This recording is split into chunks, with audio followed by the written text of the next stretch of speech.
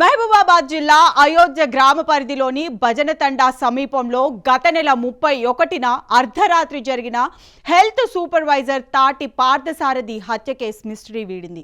వివాహేతర సంబంధానికి అడ్డు వస్తున్నాడని ప్రియుడితో కలిసి భార్యే ఈ ఘాతుకానికి పాల్పడినట్లు తేలింది. భర్తను అడ్డు తొలగించుకునేందుకు ఓ గ్యాంగ్కు సుపారీ ఇచ్చి మరీ హత్య చేయించారు.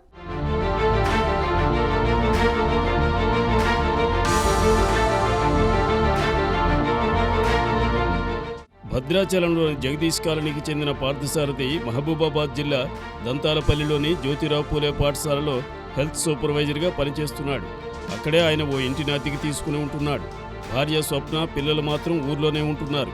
మరోవైపు ఏపీలోని అల్లూరి సీతారామరాజు జిల్లా రాజవమ్మంగి మండలం జడ్డంగికి చెందిన సొల్లా వెంకట విద్యాసాగర్ భద్రాచలంలో ఉంటూ ఎటపాక మండలం నెల్లిపాకలో ప్రభుత్వ ఉపాధ్యాయుడిగా పనిచేస్తున్నాడు.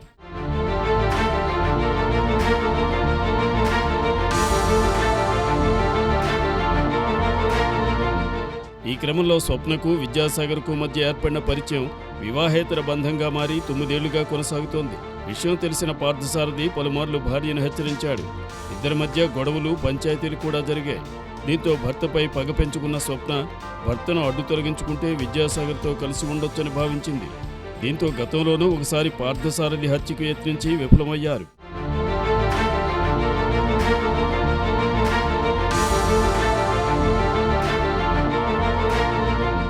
దీంతో ఈసారి మరింత పకడ్బందీగా ప్లాన్ చేశారు. కొత్తగూడానికి చెందిన తెలుగూరి వినయ్ కుమార్, శివశంకర్, ఏపీలోని అల్లూరు జిల్లా ఎటపాక్కు చెందిన వంశీ, రాజమండ్రి జిల్లా జడ్డంగికి చెందిన కూసం లవరాజుతో కలిసి పార్థసారథి హత్యకు ప్లాన్ చేశారు. ఇందుకోసం 5 లక్షల సుపారీ ఇచ్చారు. గత నెల 31న సాయంత్రం పార్థసారథి తన బైక్పై దంతారపల్లి వెడుతుండగా భజనతండా శివార్లలో కాపు కాసిన నిందితులు పార్థసారథిపై దాడి చేశారు. ఇనుపరాడ్లతో తలపై కొట్టి దారుణంగా హత్య చేశారు. కేసు నమోదు చేసుకుని దర్యాప్తు ప్రారంభించిన పోలీసులు స్వప్న, విద్యాసాగర్లను అరెస్ట్ చేశారు. పరారీలో ఉన్న నిందితులను త్వరలోనే అరెస్ట్ చేస్తామని తెలిపారు.